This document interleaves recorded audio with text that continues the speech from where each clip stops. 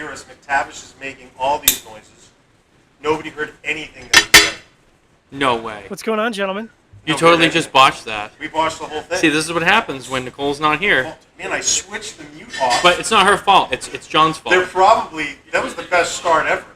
Sorry, So John didn't hear anything we said. I didn't have my glasses on, so I couldn't see John making. This is on you. Well, This is on you. I gave you the reins for the show tonight. And well, we're here. We're in Miami at Empire Social Lounge.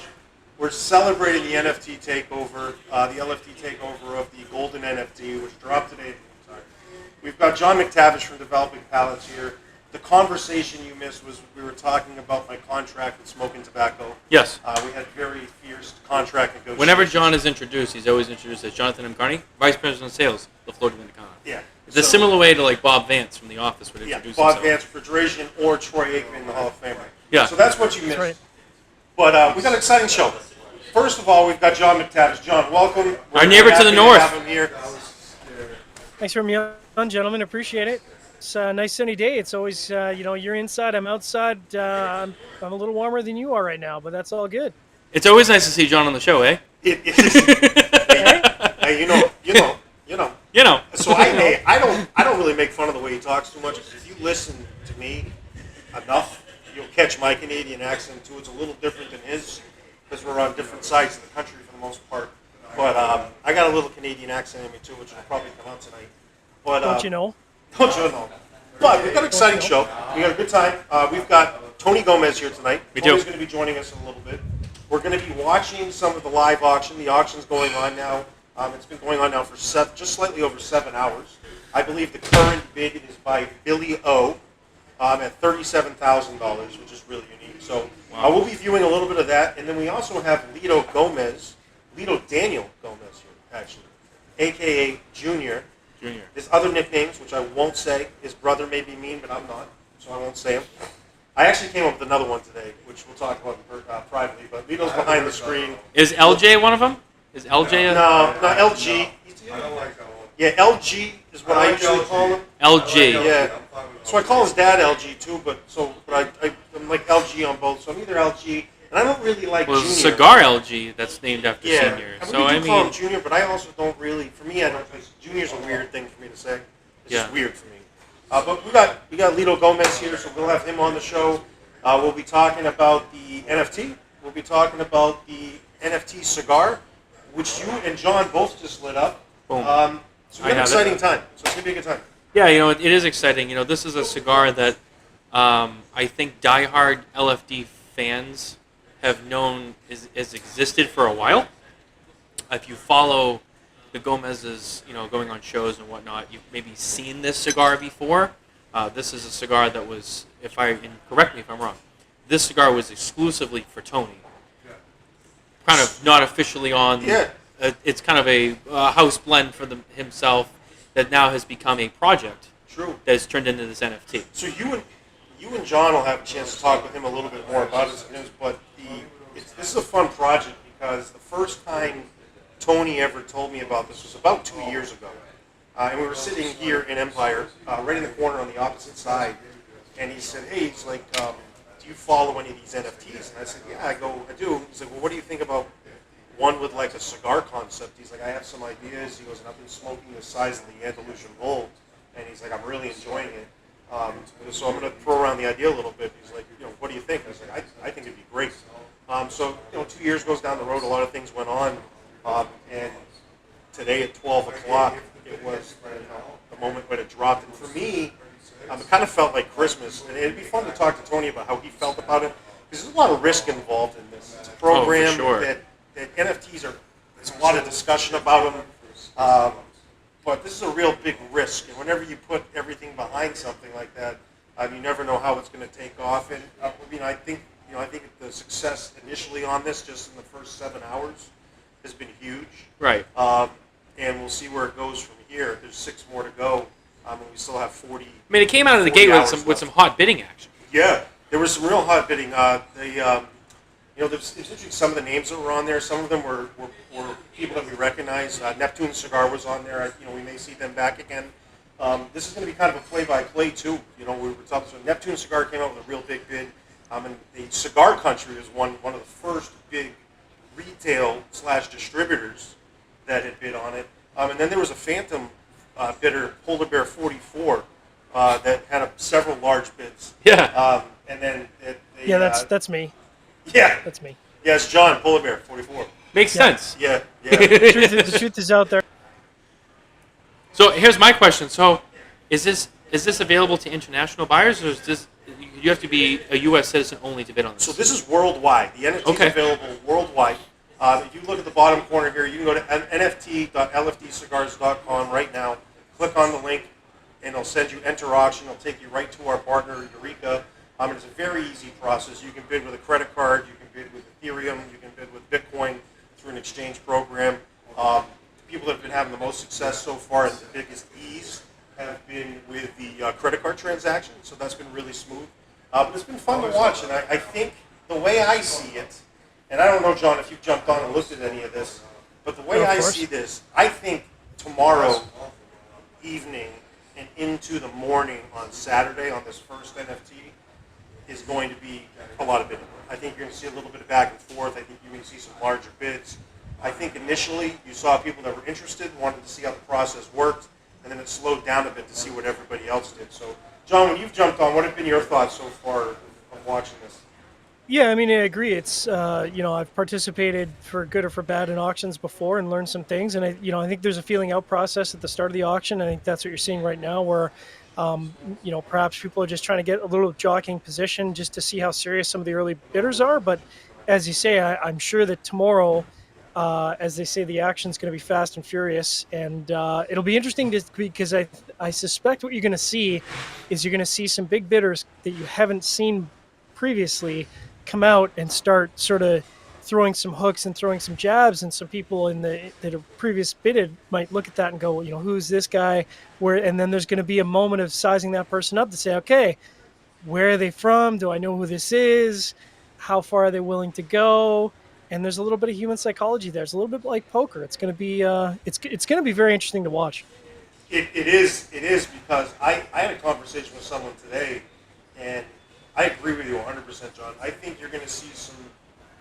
I think you're going to see some more private buyers tomorrow and into Saturday. It seemed like the action early on was retailers. There was only 2 names on there I didn't recognize. But I think you're going to see someone pop in and say, hey, this is at $40,000. Let me see if these people, who's actually a real player or who's just playing $1,000 bids here. So somebody might jump in and throw, hey, it's at 40, I'm going to throw 45 grand up and see who's there. Well, what I was going to say was, look, this is at least in the cigar industry, this is the first of its kind. No one else in this industry has done something like this. So I think a lot of people are very interested, but I think some people, right out of the gate, to be honest, I think some people may be cautious. They don't know what to expect. They don't know how this is going to go. And we had this conversation earlier, when we were at dinner, and I think that it was kind of, okay, it goes live, there's some bidding going on, let's see what this price is going. And I think that the more that people bid, the more interest there is in it, more people are going to jump in because they're going to feel like, oh, this is going to be something. I don't want to miss out. Yeah. It's always that fear of missing out thing, right? Yeah. Especially as you get to the end of each auction, because there's 7 of these. There's separate auctions for each NFT. Which is another unique side of it, of what we're talking about right now. But, we're dealing with the first one, which I think there's a real level of lore behind having the first one. Right. But there are 7 Absolutely. of these. So there are people feeling out what other people might be doing and how they might react in bidding-wise for the other NFTs. And that's why I say I think the first one's really going to set the tone for how the rest of them go. Yeah. Especially if this one really takes off, those next 6 people are going to be like, oh, shit, that first one went like crazy. I got to get in this. And I think you'll just see it continue to pick up steam as you get down to the last one. So definitely number 1. Anything you have, serial number 1 in a car, collectible car, the number 1 is always the one you want. You want number 1. Yep. But having said that, I think as it continues to build, it's going to build some momentum. So it'll be really cool.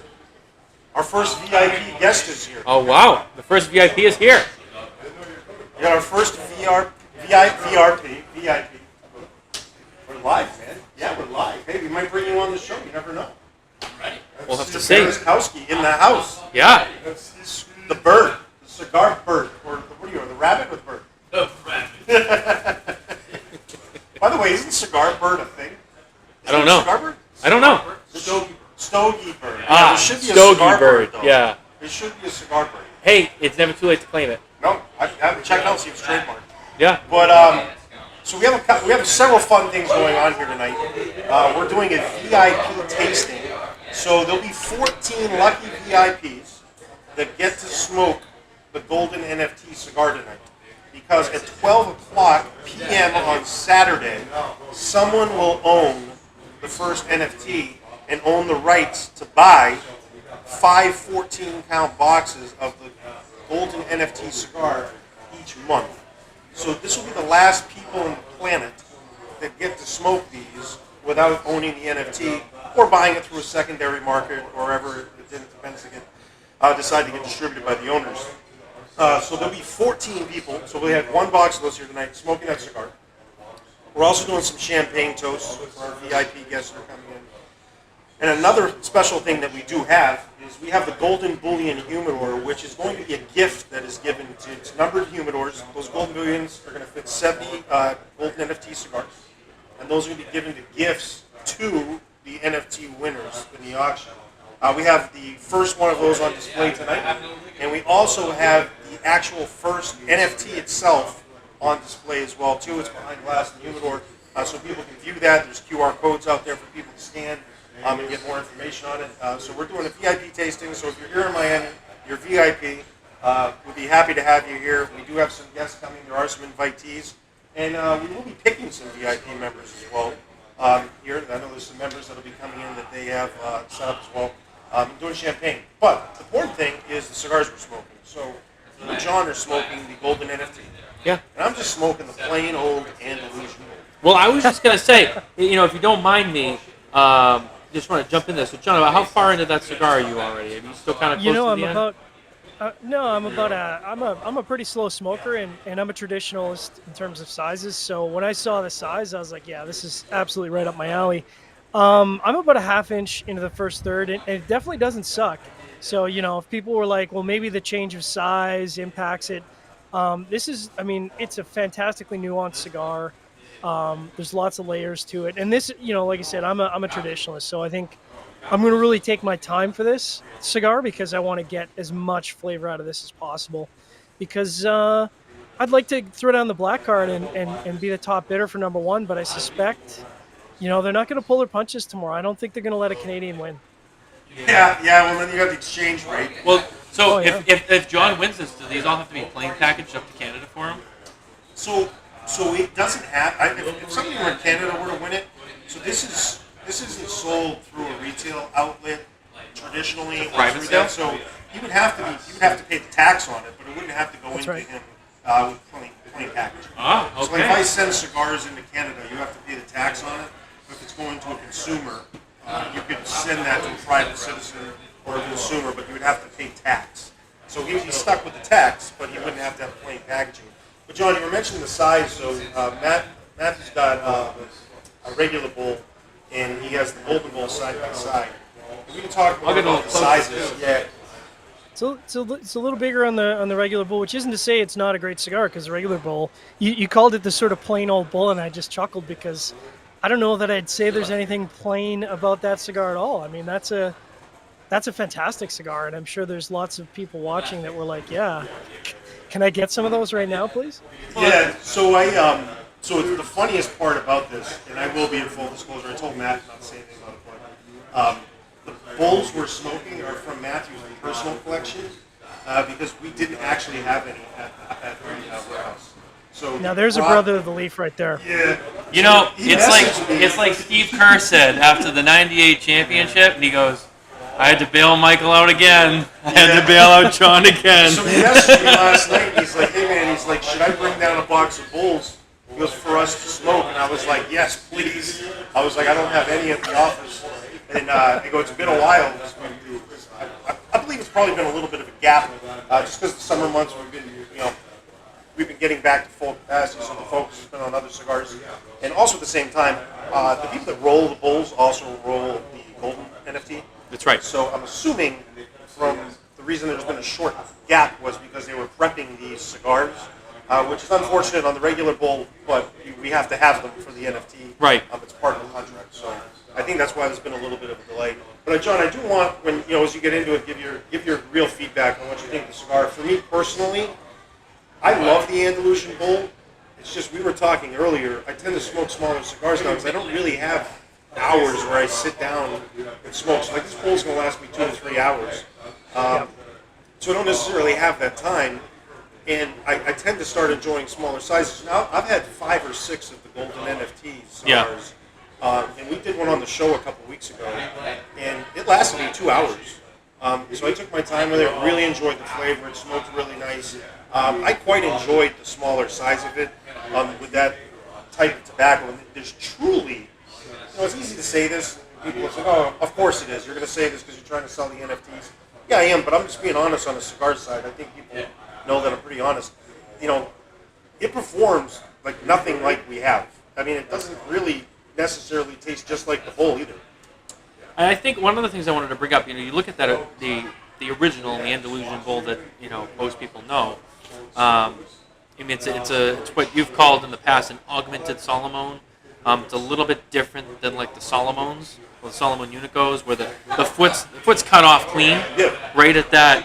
What is it, about like a 60 ring? It's a 64 ring gauge. 64 right at the end. It's cut off. It's augmented Solomon because it's cut off where the Solomon right where it would come down. Right down to a taper right. again. So it just comes clean straight. It stays at that 64. So you got a big part of the body of the cigar here, which has a thicker ring. I mean, it tapers down, but even all the way through, it's pretty thick. So you have a lot of filler tobaccos in there to keep in mind. There's a lot of filler in that cigar. This cigar being very proportionate all the way through and much smaller, that balance of the flavor and the tobaccos in there is going to be much different than that other Andalusian bowl. A lot bigger, a lot more filler powering because there's so much filler tobacco in there, where this is kind of more, I don't want to say the word even, but it's a little more evened out. So I think you're right, the flavor profile is going to be dramatically different. So John, what do you prefer to smoke when you're smoking just for personal enjoyment? When you're grabbing a cigar, what cigars do you tend to be drawn towards? You mean in terms of like Vitolas? Yeah.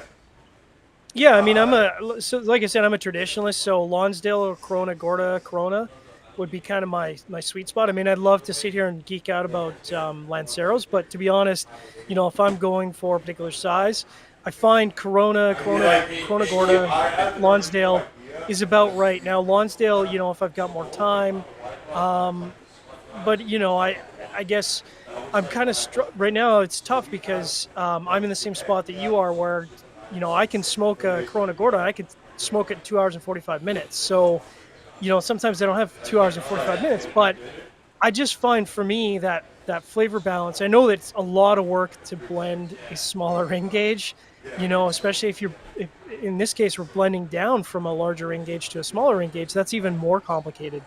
But I appreciate that effort because, I can tell you right now I'm about 3/4 inch in, and it shows. I mean, there's obviously a lot of work put behind this blend. So what about you? So Churchills are my favorite size. Interesting. Yeah, Churchills have always been my favorite. So Churchills and Petite Robustos are the ones I tend to go towards the most. If I'm smoking for pure just enjoyment, for you, I'm grabbing a cigar, I'll smoke a Churchill. It's my favorite size of any blend. But it tends to be the direction I go. But it's funny you mentioned the amount of time it takes to blend a special cigar or a smaller size. But the time it takes to blend something that's going to be represented in a very high-end way, which this NFT cigar is, I compare it to when I smoked an Oro Blanco for the first time. Someone asked me, they said, was that worth $500? And I said, that was the second question they asked. The first question said, how was it? And I was like, it was excellent. It was really good. It was one of the best cigars I've ever smoked. I don't know if the best, but it was one of the best. Tony Gomez is here. We'll be bringing him on in just a few moments. But I said, so I don't know if it was worth $500. I go, but if I spent $500, I know that I was going to be getting something that was excellent and really well done and had a lot of focus on it. So I'm not saying this is the Oro Blanco, but it's the same type of question someone asked me, is what's this worth? Well, it's going to be worth whatever the market, if there is a secondary market for it, it's willing to pay, what the first market's willing to pay to get hands on it and access to it. But when they do have it, as I've smoked it, I would be happy smoking that at a price point I smoked it at. Then you have to make the decision if you're willing to do that. But it's a really interesting blend, and I had the same type of experience. Like it's just it burns great. Every one I've had has been perfect, and I'll tell you, there's a lot of attention that goes into it because we have to have a lot of attention that goes into it, as Tony will, because the expectation is so high with this. But all right, so I'm gonna step away. Yeah, Matthew, I'm going to step away in just a second. So when I'm stepping away, you talk about your size of cigars you prefer. And I'm going to bring Tony on here in just a second, show him what we're going to do. But you talk about that. And then, John, Tony's going to be in here. You're going to be in Tony's ear as well, so feel free to ask any questions. But I'll be back later in the show. So Yeah, you guys talk about that a bit and we'll bring Tony in. Yeah, I mean, for me, my most popular size that I smoke is usually a Toro. Right. Historically, it's always been kind of in that range. I would say probably my second favorite size is a Churchill. I prefer a cigar on the longer end because I'm more of a power smoker. So I prefer a cigar that's a lot longer, has a lot more tobacco to it because I'm going to power smoke through it and I want to make it last too. Right. So lately I've been getting into Lonsdales. I don't know what it is. I've been obsessed with Lonsdales, the 6 5/8, 6 3/4. 44s. I've been loving those. Last year it was Lanceros. During the pandemic, the beginning of 2020, I went through the 6x60 phase. Right. After about 4 months, I kind of got sick of those. I went back down to Toros, and then Toros have always been like my medium. And then there's like a second size that like I'll enjoy to smoke. And right now it's been Lonsdales, even Lanceros. Everyone knows, if you watch Spare Notes with me and Coop, we've had the discussion. Most people who know Coop's feelings on Lanceros. I love Lanceros. I like A's, I like Churchills, I like long cigars, double Coronas. That's always been kind of my thing. Robustos, I like. There's been some blends in Robusto that I've always really enjoyed. I think, the way they were blended in that size is good, but I've always enjoyed a longer smoke. It's just always been my thing. Well, there's something to be said about smoking a Robusto or Toro because, most of the cigars in the industry kind of start their life as being blended for that size. So, right. In a lot of cases, you might be smoking sort of the original blend before it's perhaps reblended into a different size, which is complicated. Hey, Tony. Tony's here, What's going on? and Tony blends cigars, and Tony could talk to us about this process because this is what him and his dad do down in the factory. That's what we do. It's a tough life, but somebody's got to do it. Someone has to be the toy maker. You get to sit there and Listen, I apologize for being late. I just had the worst getting ready session. Like everything on this one. It's okay. It's I trimmed my okay. beard. The shaver had no battery, and there was no blow dryer in the room. It was so wrinkled. I couldn't even get it. Hey, at least you trimmed your beard. John's over here with a comb. He's trying to. I gotta poke fun at him. But I made it. You made it. No, you look good. You look dynamite. Also, it's Miami. I think by law, nothing can start on time in Miami, right? Nothing If ever does. you start on time, I think the police will actually arrest you for that. Yeah, it's true. At least you can say you were fashionably late. You know what I mean? Just, Fashionably, right? yeah, there's nothing wrong with that. Making an entrance. But we are smoking this. This is my first run. This is John's first run. John, I will let you reiterate to Tony your thoughts on this cigar. Especially now you Yeah, probably look it's further into it. it's wonderful. Yeah, it's wonderfully nuanced. I think with some LFTs you can get a lot of intensity right up front, and I would say I would describe the first third as restrained for La Flor Dominicana. It's a lot more layered, a lot more nuanced, and I'm just kind of enjoying thinking about the cigar, thinking about the flavors, and sort of try to understand the different layers of flavor that are being presented. But it's, if the rest of the cigar is like the first inch, I think I'm in for a pretty good experience. It should definitely pick up a little bit in strength for you, as you go. I think by the end, it definitely starts packing a little bit of punch. So you start to really see all those flavors from the bowl, but just like concentrated. It's concentrated down to the size, and that's what I like about it.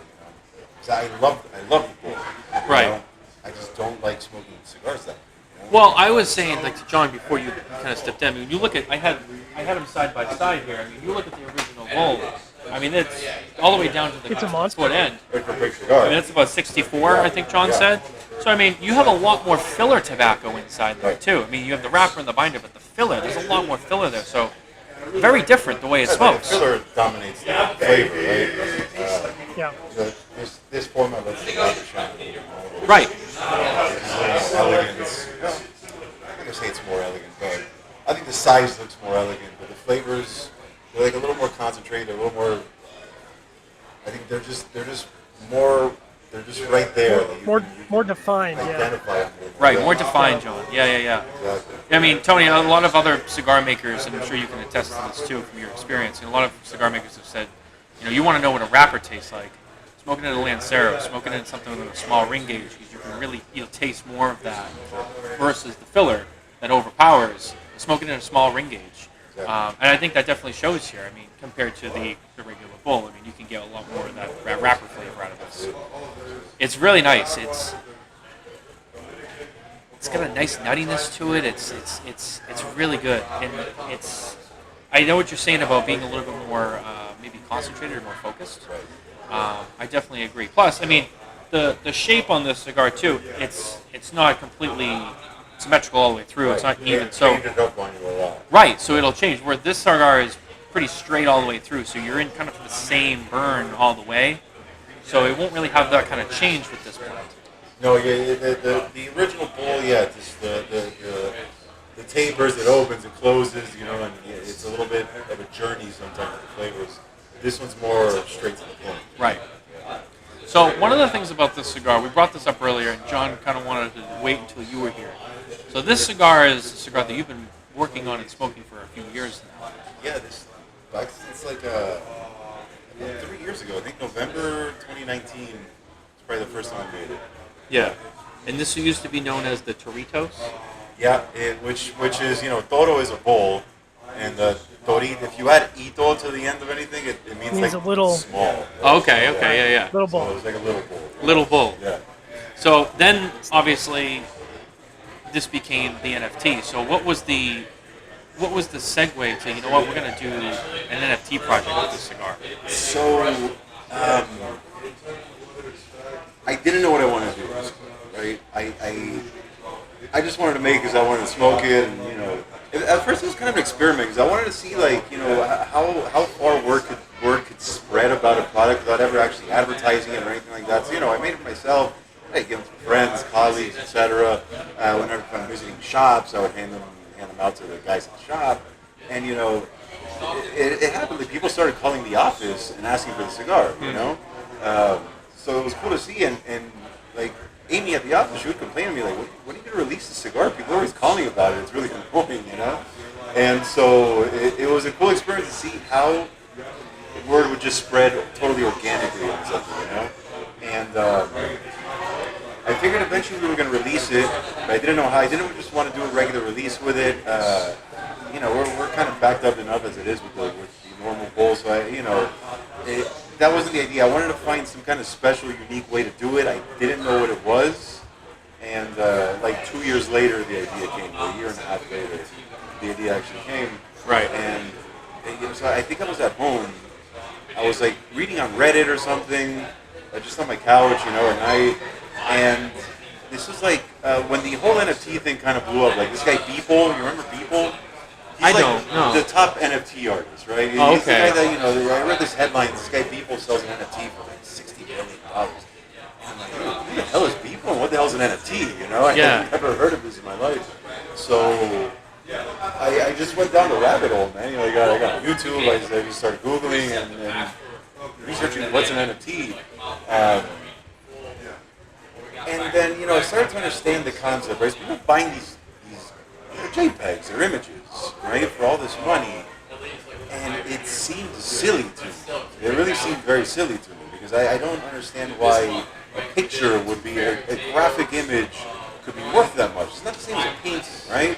Because a painting, you can see the brushstrokes on it, Right, it's physical. One. Right.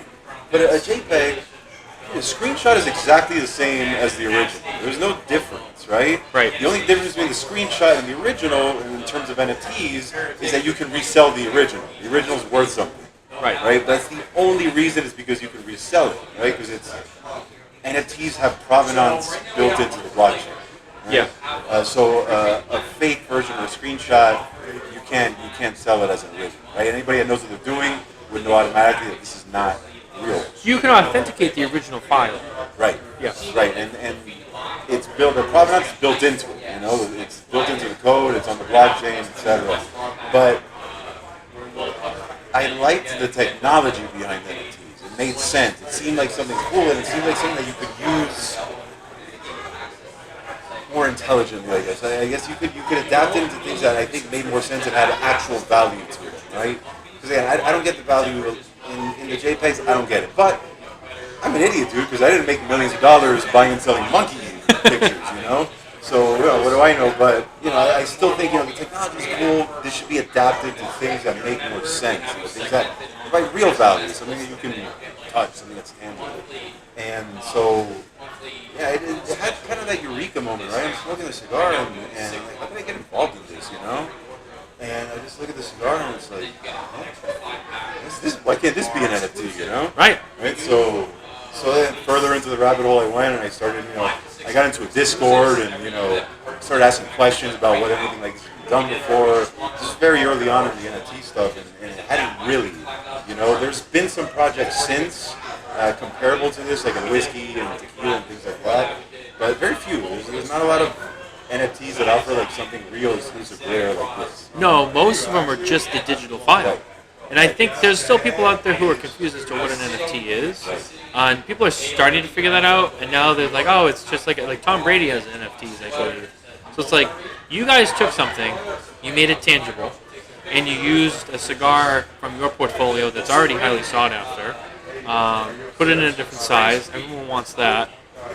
You have the humidors that will be coming with these too, the gold bullion humidors. And if you saw our coverage from the trade show about a month ago, I was with Tony in Las Vegas, and it was on display, and we talked about it. So, but it's like a gold bar styled humidor. It says LFD on the top, and that will come as a gift, right, with the winner. If you win an NFT, you win the bid for one, you get that automatically. Right. That comes with the NFT, and then you can place your orders for cigars monthly after. That's really cool. So you have a refill with them. Exactly. Yeah, it's a very, very interesting concept. Like I was saying to Carney before, and with John, but like this is really the first time that something like this has ever been done in this industry. And I think NFT-wise, it might be one of the first, maybe not the first, but one of the first like its kind, where there's more than just the digital file with it. This project is unique for the industry and for NFTs in general.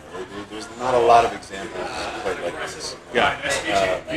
Most of the comparable examples are like kind of one-off things, right? So McAllen did one for a barrel, right?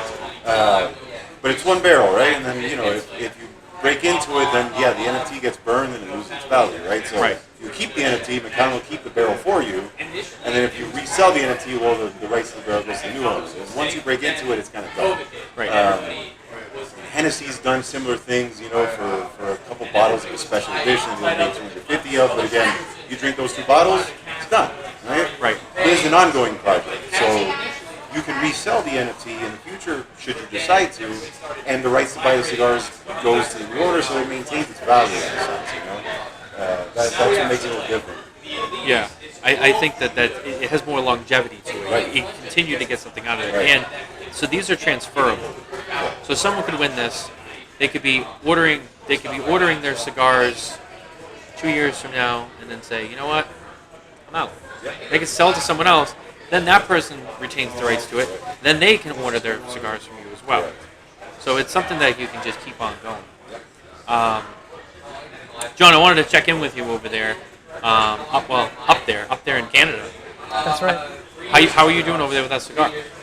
I'm doing well. I mean, I want to bring it back from the NFT talk, which is fascinating. We're going to get more into that. But I want to know, Tony, how many iterations did you go through with the Torito before you were satisfied? Because I could see you just sort of constantly tweaking and tweaking and tweaking to be satisfied with something that, you're ready and happy to smoke on a regular basis. How many, roughly, can you even throw out a number? How many iterations you had to go through?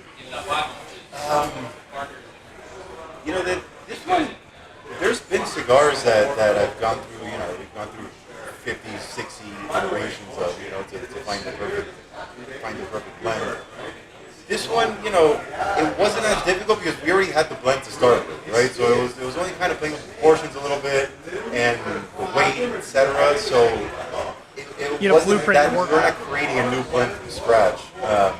But still, I mean, I tweaked it plenty over the last 3 years. I'd say maybe 15, more or less. That's pretty good.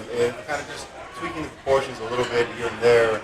And, you know, the hair of Diesel Seco, you know, because these thin cigars are a little bit tricky. Because yes, any change you make in it really resonates, really shines, right. It's very noticeable. Like in a 60 ring gauge cigar, you can hide a lot of defects or mistakes or whatever, but in a Lancero or Lancero, you can't. Anything that goes wrong, it's immediately noticeable. You know? So right.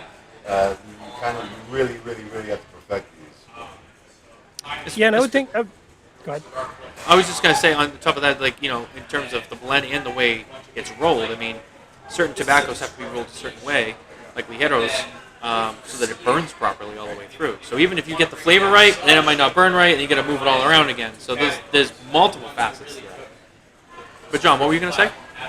I was just gonna say, you know, as you said, the nuance of the cigar is very easy to mess up with just a subtle change, and I think that I'm a bit of I go all in on things, so I could see myself on a project like that just driving myself crazy with just repeated little tweaks over and over and over again, and never being satisfied.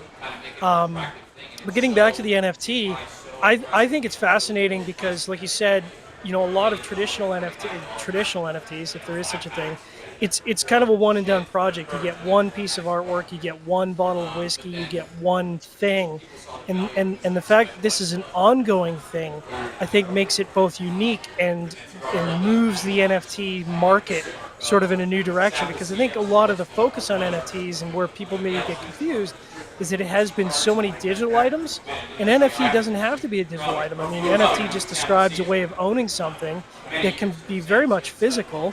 You know, it can be an actual painting, or as you said before, the example of a bottle of whiskey. So, you know, this to me is a really interesting thing, and also it's fascinating in an industry that's so traditional, doing something that's, you know, the complete opposite of that. It's completely untraditional, and that's a lot of fun. Yeah, man. Yeah. I haven't been able to fall asleep in like 5 days. I just lay in bed and just like tapping my feet and rolling back and forth. I've been so anxious for the time. You know, you always worry, even though you love a project and you feel like it makes sense and it's going to do well. I still always panic. Anytime I've been, you know, part of a blend or a cigar or whatever. I always panic so hard before it comes. Like, this is gonna fail. It's gonna be terrible. Even, you know, like any cigar that I've been a part of, chapter 1, 2, the Knox, the whatever. For some reason, like the week before the show, the cigar starts to taste bad. Like the trade show? Yeah. I'll start to smoke the cigar and just all of a sudden just tastes horrible to me. Like, oh, this cigar's terrible. This is gonna bomb. And you panic. It was just this panic into me, you know. And so. Just today when I saw the bids start rolling in, just, you know, the relief, the sense of relief that came over me was just, Let me ask you a question about that. So you work on a lot of this with your dad, Litto, and he has that very cool, relaxed persona. So I assume that even in those times, he's still like, Tony, it's going to be good. Don't worry about it. And you're like, I don't know, Dad. I don't know. That's exactly what I was like. He never panics. He never panics. I do. I suffer terribly from imposter syndrome or something. You get anxiety over it. I always think it's gonna bomb. There was a question that we wanted to ask you because I think you'll know a little bit more about this. So, in regards to the regular bowl, with its availability right now, has there been more focus on getting these rolled for the NFT owners? No, you got to remember this is a very small amount of cigars. It's really a drop in the bucket compared to our production of bowls. You know, this is what does it come out to? It's like 5,000 or something cigars a year. So it's not a lot of cigars. Okay. This is not going to affect the production. And this is, it really makes sense for us because, we're people know, right? We're backwards. We got a lot of, it's before COVID, We're not as big a factory as people think we are. Right? People think LFD is like this huge company. It's not, There's kind of this perception that we're a lot bigger than we are, and we like that, right? That's kind of Your cigars are popular. Right. We're at the point where any cigar that we make is already sold. Right. And we can't make more, right? So it's, how can we do more with less, And this is like an interesting way to do it. Yeah, I think that this is going to be, we've talked about some of the people that could potentially be buying these NFTs. There's retailers bidding on these too. So you got retailers bidding on these. Let's say a retailer wins, that retailer gets 70 cigars a month that they can turn around and sell for whatever they want to sell it for. The market will determine the value, right? Right. So it's even past the actual auctions. It's going to be interesting to see, okay, now they're all sold. What happens now? What do people do with them? It's going to be the interesting part. There might be that one rich guy who's just going to smoke them all every month. I don't know. But if you're a retailer, though, what a coup that would be to have a gold bullion humidor as a sort of a showcase piece in your shop. If I'm an owner and I've got a nice shop, I'm thinking this is going smack dab in the middle of the floor as a showpiece when you walk in a store, because that would be such a statement piece. So I could absolutely see retailers going gaga over this. I would absolutely go gaga over this. I think so too. I put myself in research. Not everybody loves this project. Some people hate it. A lot of people kind of hear the word NFT and their blood starts to boil, and that's fine. That's fine. I kind of expected that, but at the same time, there's a lot of people on the total opposite end of the spectrum saying this is so cool. I'm so curious to see what happens to this. I'm in. I want to participate, and so it's been a very mixed reaction. And it is what it is, man. do you think that people who don't like it when they hear it, do you think it's because they don't understand it? And they don't want to understand it because they just can't think to... So the word NFT now comes with certain connotations, right? And people think of certain things automatically. They might understand exactly what it is, right? A lot of, you read the comments and a lot of people maybe don't read the article fully and they think that I'm selling a digital cigar. Right. This is stupid. Right. I can't smoke a digital cigar. You didn't read the article. It's just They read the headline. Cigar, right? Yeah. You're selling something with real value. Yeah. It might not be worth anything to you, but people who, as we can see, there's people who do see value. Absolutely. Could you see, Tony? Could you see some of the owners? So there's seven NFTs to sell. Can you see some sort of insider trading once the 7 owners have sort of taken ownership of the number 7 owner kind of getting in contact with number 2 and saying, hey, let's do a swap. Let's see what number 2 cigars are like number 6, because, they got to be thinking in their head, like, are they the same? Are they different? Because there's always that in the back of your mind, I think. I wouldn't be surprised if there was some kind of backdoor, the owners start getting together and saying, okay, what are we going to do in game planning and figuring it out. I don't think it's going to be because number 7 wants to know what number 2 is getting, because they're the same exact cigar. There's no difference. Only difference is that the humidor has a 2 on it instead of 7. Right. But yeah, I could see them talking and perhaps game planning and figuring out what the future of these cigars is going to be, right? 'Cause it's going to be up to them to determine that. I could see some private buyers who win it going to retailers they know being like, hey, I'll need 2 of those boxes. Sell your soul, I'll give you 2 of those boxes. There's been private buyers, there are private buyers who are interested in the NFT, right? So the NFT, it's not just retailers and distributors. We're going to see people bidding for it who are not involved in selling cigars. Yeah. Yeah. Because there are big NFT collectors out there. Yeah, and there's, obviously there's cigar smokers out there with cash, and they want something that you can't get anywhere else, right? You bring up a good point about the NFT collectors. This is probably some non-cigar smokers who just maybe want it just because of what it is. Absolutely, yeah. Maybe they'll see some value in it in terms of it being the first of its kind, and it's something unique even in the NFT world, like you were saying. So I could see there being a lot of interest in all sorts of types of people. Now, with a project like this, I have to assume, especially given the magnitude of the LFD one, and what comes with it, these could appreciate in value. So maybe, these 7 go, that's it, they're done. Their first set of owners have them, whatever, 4 or 5 years from now, maybe. Someone decides to sell one, maybe it goes for 3 times what it did now, because now it's like, oh, it's been out there and people realize the value, and maybe the value just grows just because of, whatever. And now it's like, oh my God, these are worth so much more. You could see someone buying this now to wait for a while and then turn around and sell it later for even more than they bought it for and make money on it later, like a long-term investment. Absolutely. I mean, so it could go any way. Yeah, NFTs are highly speculative. It's about as speculative a thing as there is, right, in terms of assets, investing, etc. I think this solidifies it, right, because there's something there, right, and the market will prove its value.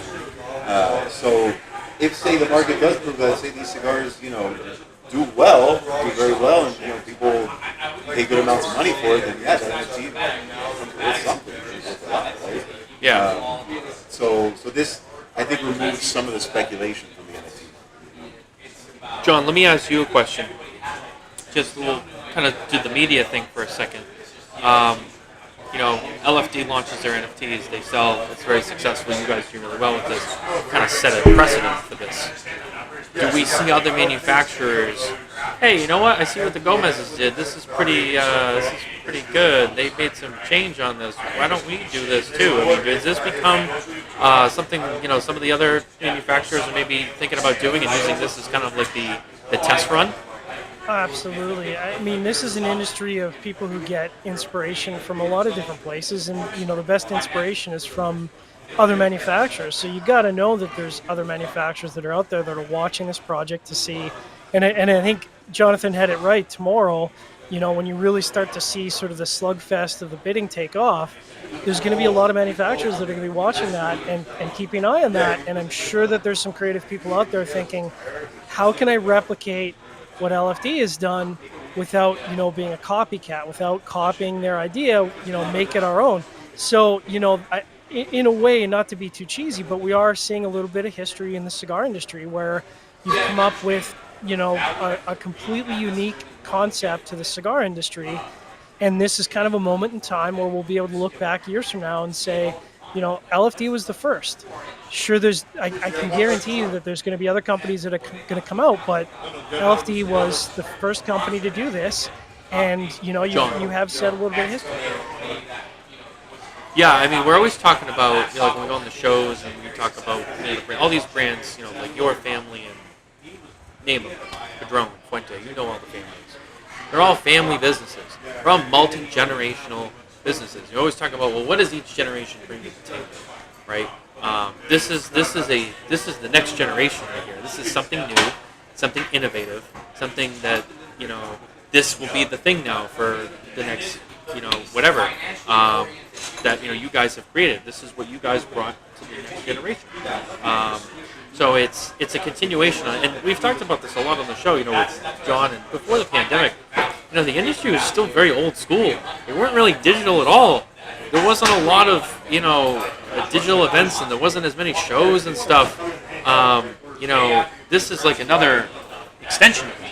It's the cigar industry technologically moving forward, and it's so unique. And I think, like John said, 100% the results of the pandemic, this NFT problem. I think without the pandemic, this probably would have never happened. Right?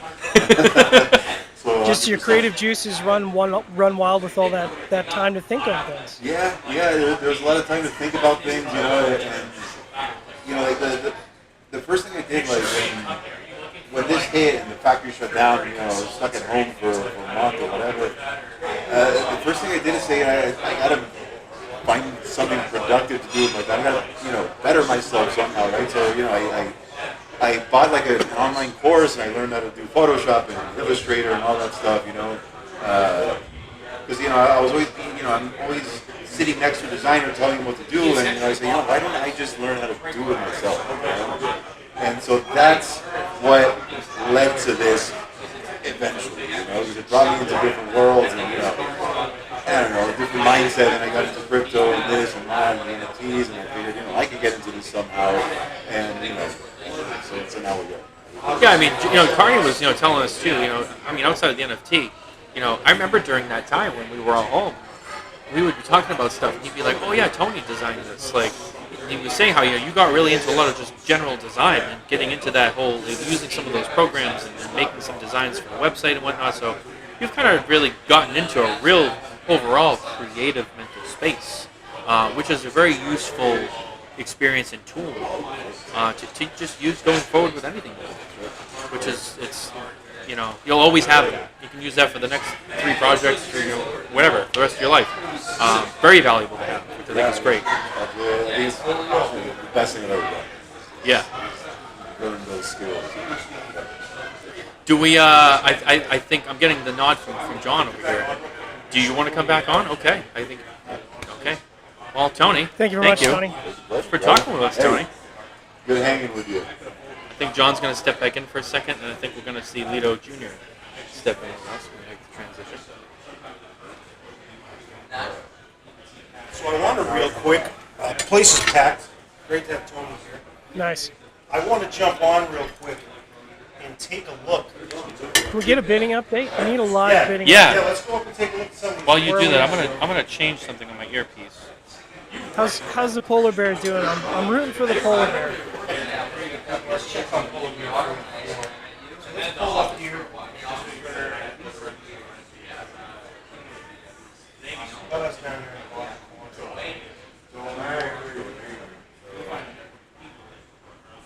Oh, much better.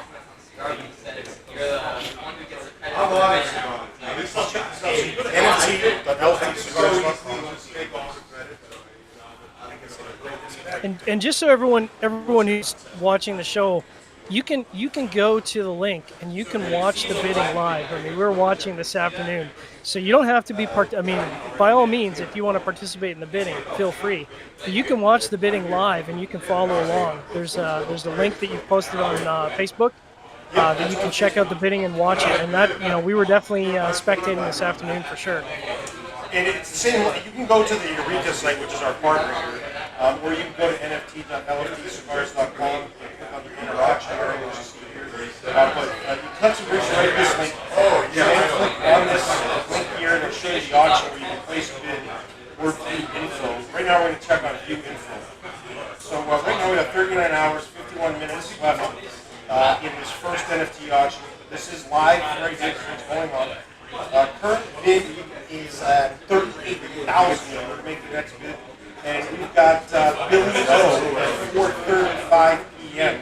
And it's at 37,000. Polar Bear 44, right behind at 35,000. So we'll see what happens. Then we've got Neptune Cigars at 33,000, and Vachi, I think that's what it is. And the Tool Shot at 30. So we've got 1, 2, 3, 4, 5 over 30,000. So it'll be interesting to see if they stay in the mix as this goes forward. As we progress into tomorrow, we'll see where that goes. We'll see what's going on. But there has been a little bit of action, 10 minutes so far, and I think we're going to see a lot more over the next 39 hours. And what was the opening bid again? Opening bid's $20,000. Okay. So you just And this click is here. obviously in freedom dollars.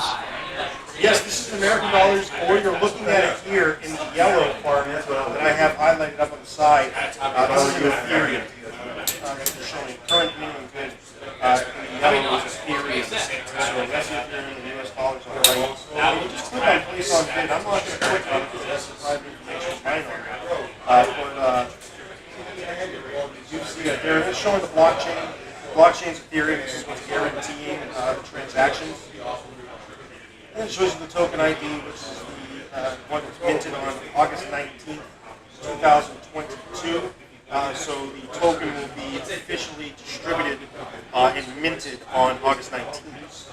So there will be an owner for it, but the minting date is the 19th. So that's the time frame if there's any exchange of finances that can finalize it. So that's where we're at live. This is jump on NFT.lftcigars.com. You can take you right to our auction part. And it is kind of fun to watch this. I watched it the first few hours today. I kind of slowed down in the afternoon. It took some time to step away from it. I realized there was a lot of time left. So can I just say Can I just say, so I got off the plane. John had landed an hour before I did, and I was at the airport, and he picked me up. I get in the car, and he's already got his phone there, and he's tracking this thing. He gets off his phone conversation, and we're driving through Miami, and the whole way he's driving down the freeway, and he's got his phone being like, No, I want you to drive and text you. no, but you had your phone like in the cup holder off to the side, and like just like kind of had it there and ready, like you had it ready like the whole time, like you've been in this like since the beginning. I was on the plane, you were like giving me updates, like you have been on this and watching this and telling me about it. So now that we checked that out, it's Litto Jr.'s time to come in. He's got some stuff to talk about NFT-wise. Yeah. We also got the Solace, a bunch of different names. Solely. However you like it. But we've got that going on. So we're going to bring Litto Jr. on, and we'll jump back to the main screen here, and we'll bring him on and go from there. Is this Junior's first foray being on the show? This is the first time he'll be on Smokin Tabacco. Okay. Absolutely, yeah. This will be the LFD TAKEOVER. This is the first time on it. So, I mean, I guess since this is the LFD TAKEOVER, this is your first time you've been on our show. Well, excuse me. So we'll bring him on and have him talk with us a little bit. He's had a really exciting summer and been involved in a lot of fun things. So Yeah, it's been a big year for him. Want to do that. If we can get him pried away. John, I'm definitely picking up a lot more strength on this cigar. It's definitely picking up as a progressive. I think I smoke faster than you do, as I was, kind of saying before. I tend to smoke on the faster side. Right. I mean, I'm a little bit past halfway at this point. Yeah, definitely the strength has picked up. But it's still very good. There's a lot of solid flavor there. Yeah, and I think if you're already a LFD smoker, like I enjoy Ligero for breakfast. So if you're a Ligero for breakfast kind of guy, I don't think this is going to punch you in the mouth. This isn't chisel strength. This isn't double Ligero strength. It's definitely got some beef to it, but what I like about it is that it's got flavor that matches. It's not just strength for strength's sake. And like I said before, when we were talking to Tony, I appreciate that it kind of works up to that. It doesn't punch you in the mouth out of the gate. It's kind of leading up to that as we start to move towards the second, third. That's when the strength starts to, now I'm starting to feel it. We've kind of eased into it. So I appreciate that kind of profile. So anyone who's smoked LFD or smoked enough cigars and knows a little bit about LFD, their reputation has usually been on the stronger side, in terms of cigars. I would fully agree with you on this, and we got Litto Jr. coming in with us, and we're going to talk a little bit about the Soli or the Solus, which has been his project, kind of getting his way into the family business. I've smoked that cigar. Have you smoked that cigar yet? I have not. I will definitely say, I won't call it mild, because it's not mild, but it's not, I would say it's definitely not higher in the strength like most of the other LFD cigars that make. Mild for an LFD, is that a fair statement? Mild for LFD. It's definitely medium, maybe a little medium plus, but it's a solid medium. And I think that it's going to be a great cigar to kind of, what's going on? I think it's going to be a great cigar that kind of, bring a new dimension to the LFD. I'm excited to see what more people think about it. I'm excited to see what you think about it. Absolutely. Like I said, I've only smoked the one, and it was good. It was very different for LFD. We have the man here. Do you have your earpiece in? Can you hear? Okay, I just want to make sure. Litto Jr., what's up, buddy? How we doing? How you doing? John, how are you? How things? Great to talk to you. Everyone's so dressed up. I'm glad I decided to go with the Guayabera, not just a straight T-shirt, or I would have felt like a schlub next to you guys tonight. Oh yeah, you look great, John. You look fantastic. Thank you. I appreciate it. It's really nice. What'd you say? Ended up being a very smart move, honestly. I know. You got that sharp green blazer on. It's on theme. You got that. Hey, looking classy. The Andalusian green. Look at that. Look at the match. Well, I've always had a thing for. I've always wanted a jacket that wasn't black or gray, and for some reason, it was green. And finally, after years, I finally got my green jacket. It's perfect, and it was in bull's green, honey's green, I don't know. Money's green. I see. John. He's already thinking. Oh, money. My head, so now I'm in love with green. I just need to Always, the wheels are always turning. They're always turning. And I gotta say, We're calm on the outside, but on the inside, that brain is just constantly working. you know, your dad and your brother have historically been very stylish men, so you gotta. I know I have to. You gotta keep up with that Gomez reputation. Yeah. Hey, hold up. I just want to say this. For a time, I was always like leading the pack, and then out of nowhere. Oh no, you're good. Oh, I'm just adjusting. okay, My mic keeps coming out of my ear. I don't know why.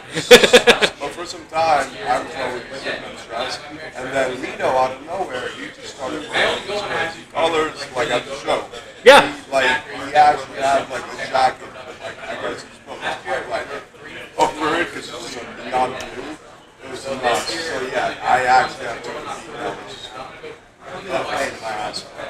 I'll get over it. I'll figure it out, and that's why I got the money green.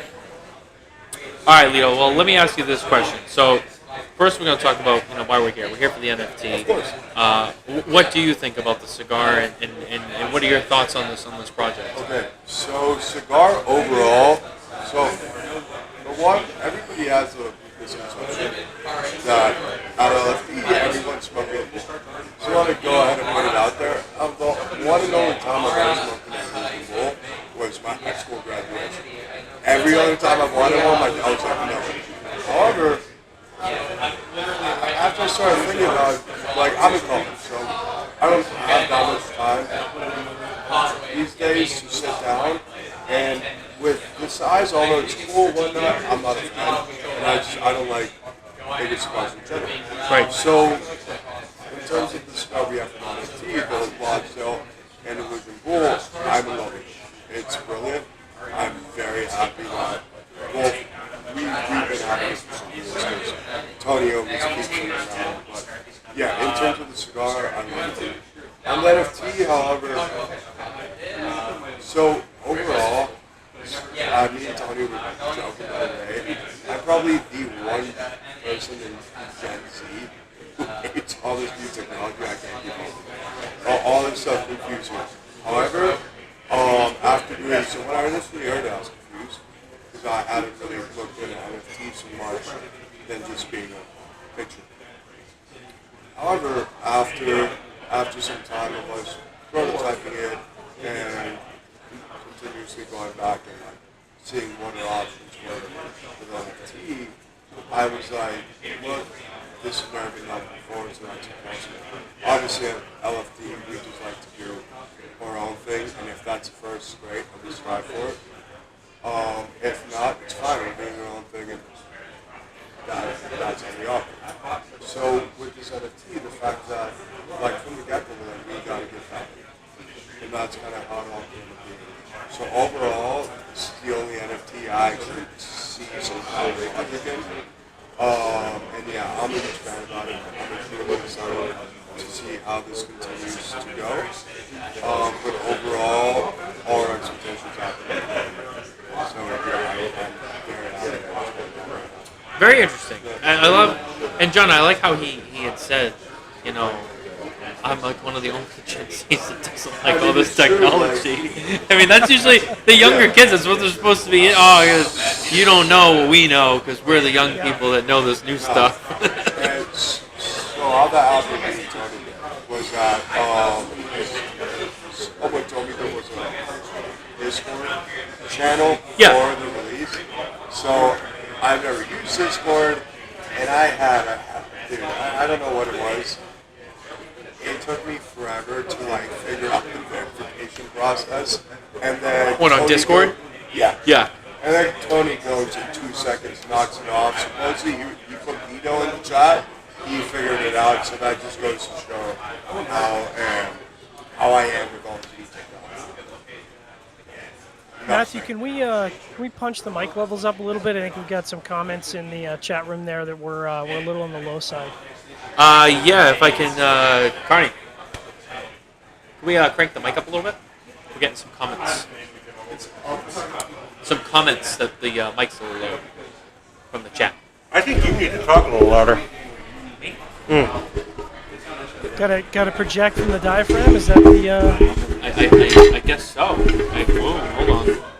I had this right there. There you go. Alrighty, better? Yeah. All right. How's that, John? How do we sound on your end? There we go. Yeah, I think we're good. Much better? Okay. Much better. You can always bring this just a little bit more forward. There you go. That's true, too. There we go. Alrighty, hopefully that helps a little bit. Feeling that this is John. What's that? Feeling that John's the broken. Oh, no, I popped this out because he had a larger one in there and it kept falling out of my ear. So this is actually mine that I stole this off of, so this isn't connected.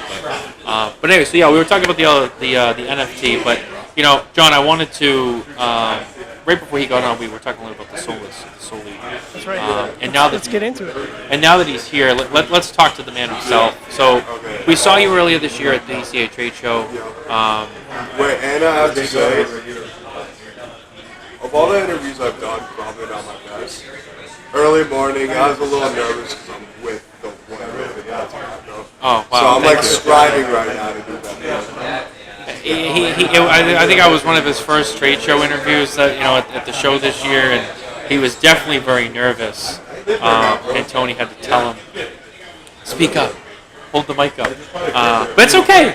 You know, I'm working on it. you were fine. You did fine. You were great.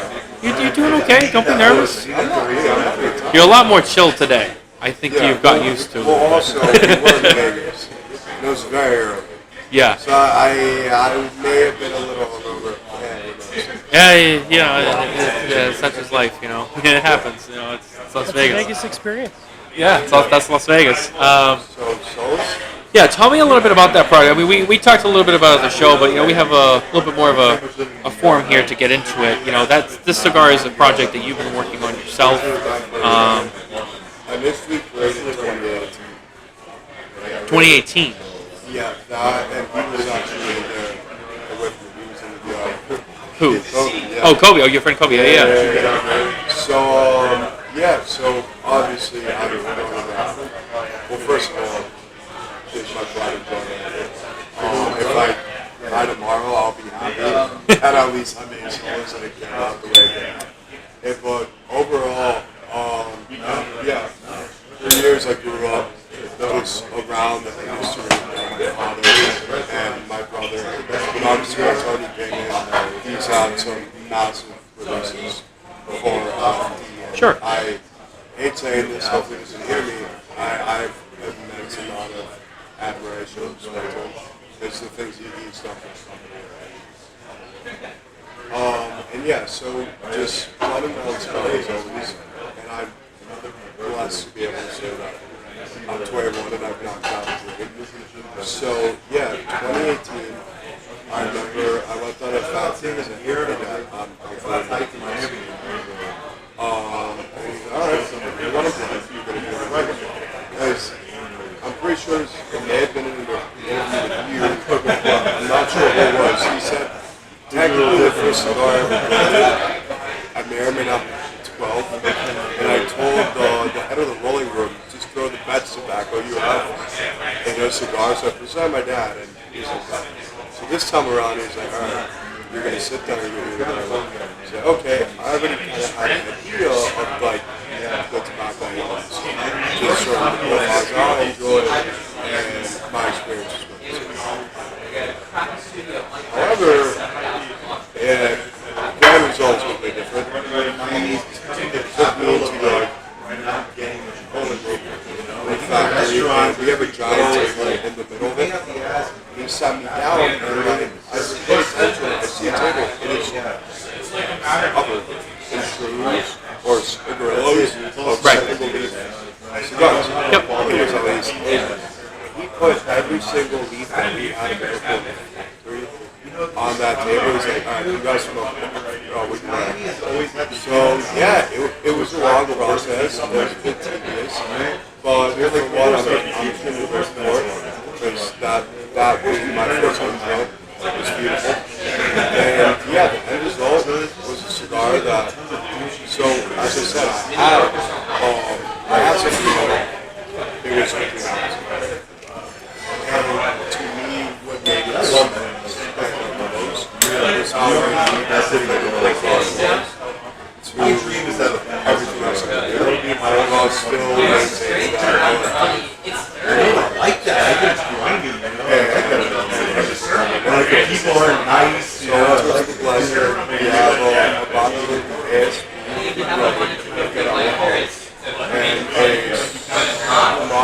the only way I'll live there is fucking rich. And then it's all for work farm with the tobacco that we've been growing some time now. And yeah, man, that was kind of it. For one, as I said, I'm extremely grateful and honored to be out. So, Do you feel that there was was there at any point, was there any sense of overwhelming pressure or just stress on this to like, okay, yeah. my dad makes cigars, my brother makes cigars, like now it's like, okay, kid, it's my turn, like I don't want to let them down. I mean, it's your first time, but still, I mean, there's got to be that like, I don't want to flop on this. Okay, so I'm extremely grateful to the point that my parents were like, this is what you're doing. And like in terms of the cigar, there's just a backstory to it all. So the way I've been raised is never, you got to do this. It was like, dude, explore, figure out what you want to do. This is what you want to do. Like, we'd love to have you. We will put you to work. Right. Like, it's going to be harder than it does. And that was always something I've known, and somehow I'm not so well that I fell over it. So nobody gave me pressure, right? But I knew standards in terms of laws and I knew how with those stuff. And on top of that, I'm extremely competitive. So in everything I do, I always have to do the best. Also, I have a headache after. I get sick. It's horrible. I hate it. But yeah, so during the planning process, if there was any pressure, it was me just because I'm like, I know what I could do, and I like this. I know what I have in mind, and this is going to be one of the best things I can do. Because that's what I want to do, and I'm not going to do it. And I want to try to be the best that I can be, and which kind of sounds odd saying repeat. As I said, I'm just always boom. That's so yeah, that's the question. Yeah, well said. Perfect. John, did you have any questions for Litto on the Solis? Yeah. I mean, I have so many questions. You know, now that you've gone through the process, right? The sort of the trial by fire. You know, what do you think is the main learning process, or the main takeaway that you've gotten from this process for you personally for the next time that you take a stab at it? Well, for me now, all I'm praying for is that I'm able to make a cigar that's better than this one, just because it came out really well, so I'm hoping I'm not underdone. So that one's huge, but in terms of what I've learned, I feel like the way to put it is just go in with an open mind, and if you find something beautiful, you find something beautiful. And a lot of times, like, when I feel like it's a lot of things, you go into something and you have some, like, this is what I'm giving you. But obviously that still applies, but I feel like when you're playing a cigar, it's cool, like, and there's times we go, there's times that you gotta be like, okay, you know what, this works perfect. So I feel like that one was huge, especially given that going into it, blending solos. I already had a certain blend in mind that I wanted on. So I feel like that one was huge. The other one was just, I like LFD, we love it, it's easy. You want to do it, I love it. So yeah, I felt it was a sort of time lesson when I first got out. Oh, and I'm extremely excited for the next one. That one's huge. So you're already thinking about the next one. Oh, I have like 20 things on my phone right now. So your brother was saying before, like he always gets so nervous before these cigars come out, especially with the NFT. Are you feeling really nervous for the Soli to come out and to see what the majority of the reception is on this? If I say no, I'm lying. But it's not like, oh my god. I know the product that we came out with. And Lito's like, dude, like, if this is something you love, like, you love it. Like, and that's kind of always been the thing. Like, if this is what you want to do, although I'm always trying to do that. So that's kind of my way going into it. I am nervous and I hope it goes well, which I have a feeling. But to say I'm like, to say, like, I'm happy the way I came out. So that's kind of easy to understand. But the pre-show, the first night of Vegas, I was what everybody expects. But overall, yeah, You're confident in this. You have a lot of confidence in this, too.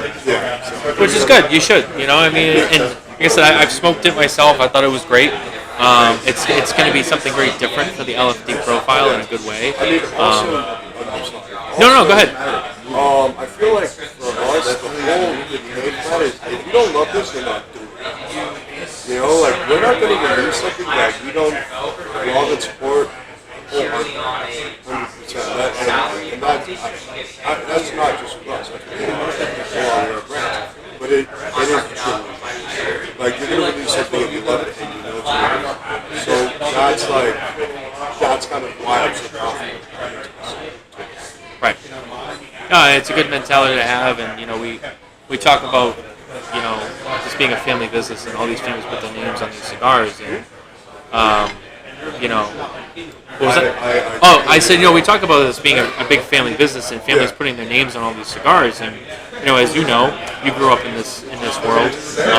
You put your name on something, you know, you gotta make sure it's the best, right? You gotta have the best that you can do. You're putting your name on it. You know, I think Nick Perdomo once said that. You know, you're putting your name on it. It's got to be the best of the best. You know, you're putting your name on it is like that golden badge. You know, so of course, if you're putting out a cigar, something you worked on especially, it has to be everything. You can't half-ass it. You know, you gotta make sure you keep on testing it and blending it until you get it right. You talk to Steve Saka, and John, I'm sure you would agree, you know, you talk to Steve. Steve will keep on blending his cigars because he's a perfectionist and they'll never be just perfect for him, but even though he puts out some good cigars, you know, you ask Steve, he'll be like, you know, and he kind of plays it up a little bit. But no, it's true. You wanna have that confidence in the project. Also, if there was a bad cigar, you need a one. That's just like Litto would be very, very upfront. You wouldn't even be honest, you lied up or be careful that this would be an apple to eat. Don't ever bring this to me again. Like, and I didn't hear that, so I knew it was good for sure. That's a tough part. I mean, you know, he's been doing it a long time, so you know, I think just John, making that whole line is a big part of it. Yeah, man. As I said, all around. well, Litto, we wish you all the success with Solis as it does ship soon, I believe. So it'll be exciting to see that go out. Should be able to see it around shops. Yeah, so we'll be excited for that. It is soon, so we'll find out what people think very soon. But I think John's going to tap back in. So, Litto, thanks for being with us. Thanks for your time. Thanks, buddy. Thank you, John, as well. Of course, Thank you very much. I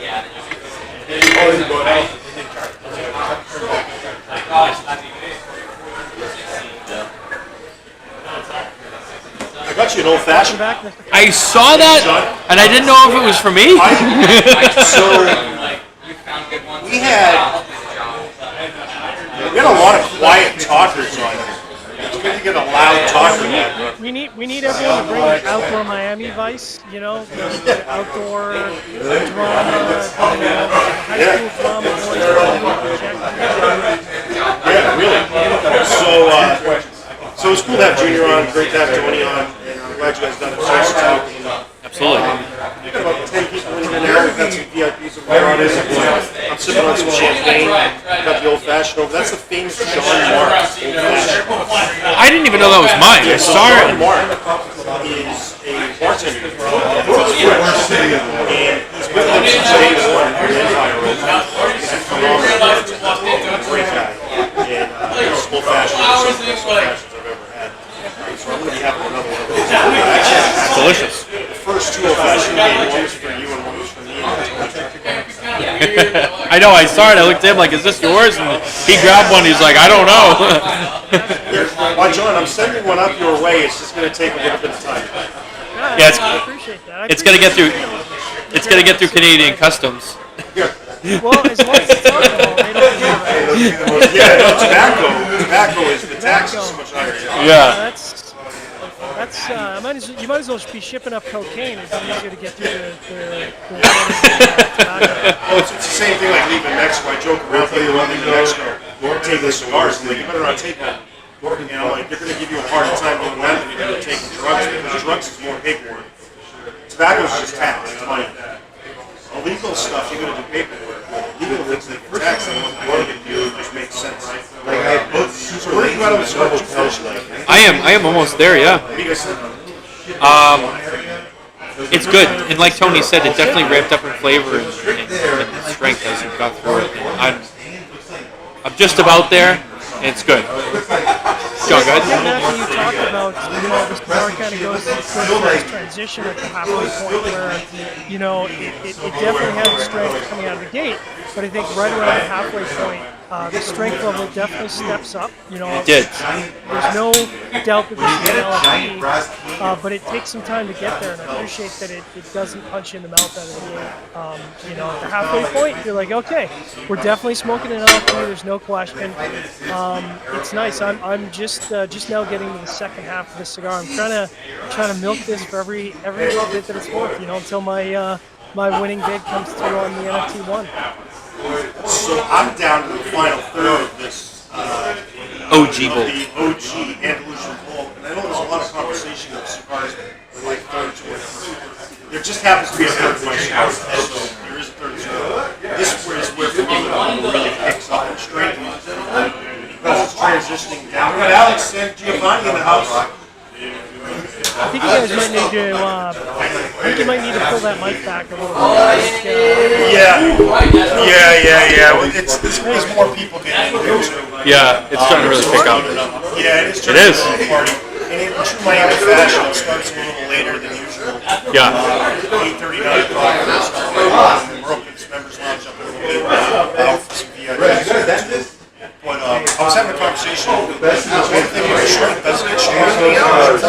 You giving up cigars? This is the mid palate. It's the mid palate. Nothing on the Andalusian or on the Golden NFT cigar. It's front palate. So it's refined, aged, fermented. I was just having a conversation with a gentleman over there for a while. He was saying, I just got flipped off. That's how you know I'm late. Whatever. I know. You gotta have haters and lovers. But he was talking about, he's like, yeah, I smoke LFD a lot. Because one thing I found that was so strong was the full body and the richness, but it doesn't hit me in the face. And so a lot of that's aging and fermentation. They were really strong, well-fermented tobacco, not just in LFD in general, should be mid-palate.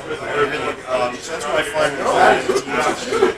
But we got about 10 people smoking now. The bids are going on. I know we're getting ready to wrap up, so we'll leave last final words. Obviously, do your job. But we are going to do another NFT show. We are. We're going to do the final NFT. When we get to number 7, we'll do the end of the bidding on that. That'll be during the morning. I don't know the exact date because I can't do math right now. It'll be 14 days from now. So we will be doing another LFD TAKEOVER Smokin Tabacco show. That'll be a morning show, and we'll do the final hour of the final NFT. So we'll watch that wrap up. I think it's on the 19th because that's when it says the minting date. So that may be the last show after that. But it's definitely been fun, John. We appreciate you having on. And as always, you're Smokin Tabacco. John, do you have anything else that you'd like to say? Anything going on with Developing Palates? Well, I just appreciate being on the show for this. It is a historic launch and a historic launch, and I appreciate being a part of this. It's been a lot of fun, and like a lot of people, I'm interested to tune in tomorrow and see some of those back and forth slugfests on the betting. I think it's going to be a lot of fun. So for anybody watching, the bidding for the first NFT will end at 11:59 a.m. on Saturday. When 48 hours is up, 48 hours is up. So whoever's the last winning bid will win that NFT. The second NFT will really go live after. So as soon as the first ends, the second will go live, and the auction will start on the second and so there will be some back and forth on that. So I think that last hour, I think, will be pretty exciting. And especially, I think that last 12 hours, you'll see the jogging back and forth. So we'll see where it goes. But Matthew, any final words? No. Florida tour going on the next few days. We do. Yeah, we have some people to see, places to be. We're going to be tomorrow. We're going to see our good friend Abe at Smokin for a little bit before we head back up to Orlando, and then on Saturday we will be in Tampa, and we will have a very special presentation up in Tampa. We'll meet with Cynthia, and we will present her with the check from the 2022 Smokin Tabacco Cigar Family Charitable Foundation fundraiser, where in total we raised $51,000. $51,000. So we'll be down in Tampa with Cynthia on Saturday, presenting that to the Fuente family. Tomorrow, so we're going to smoke and Matthew's never been to Corona in Orlando. Yes, I have. Oh my goodness! You've never been. Last time I was down there with you, we went. We didn't go to Sand Lake. We didn't go to Sand It Lake. doesn't count. You got to go to Stanley. So I'm going to take him to Corona on Saturday, and we'll also be He's going to be in heaven. Yeah. Okay. That's And we're also going to go to Cigars on the Avenue, my friend Bob. I haven't seen the new location yet. So that'll be a good time. So, Yeah. we got fun stuff planned. You got Smokin Tabacco back same time, same station next Thursday. Next Thursday night. This weekend or no? There will not be a Spare Notes this weekend because I am on the road. So William Cooper and I will reconnect next weekend. Excellent. And me-wise, I've got the NFT stuff going on for the next 2 weeks. I got the gourmet smoke sessions next week in Texas, in Richmond, Texas, outside of Houston, and Joseph's on Thursday. Nice. And then Saturday of next weekend, I'll be in North Conway, New Hampshire, at Cigar Shenanigans. Ooh. Doing a fun event there. So that's what I got going on next week. And then the following week, I'll be in Omaha, Nebraska for a gourmet smoke session. And you can find us, Tony and my sales manager, Leo Geiger, will be out in Colorado for the Rocky Mountain Cigar Festival. So that'll be on the 26th of August. It's going to be awesome. It's a busy month. Yeah, we got a busy month ahead, so NFT stuff going on, a lot of things LFD-wise. Junior, we got Solis coming out in October, hopefully. And there's a lot of fun projects coming down the line, and we're just really busy. So for everyone that watched with us, thank you so much. McTavish, thank you so much for being on. Thank you, John, really. Honored to have you on, man. Perfect. Hope you enjoyed the story. We'll recap this again in about 14 days, and we'll bring it to a close. So everyone have a great night. NFT.LFTcigars.com if you want to get on the bidding or just watch the line. There's been a lot of fun with it, and we're excited. And thank you for bidding. And keep an eye out for Polar Bear 44. See what he's up to. Yeah, there's a dark horse in this bidding. We'll see where he goes. Maybe he has an agent. I don't know. But anyway, and as always, head over to SmokinTabacco.com for more news and updates from the cigar industry, as well as our 2022 PCA trade show coverage. And don't forget to like and subscribe on all of our social media platforms, our YouTube channel, and everywhere you can get your podcasts. We'll see you next week. I've never heard something kicked out of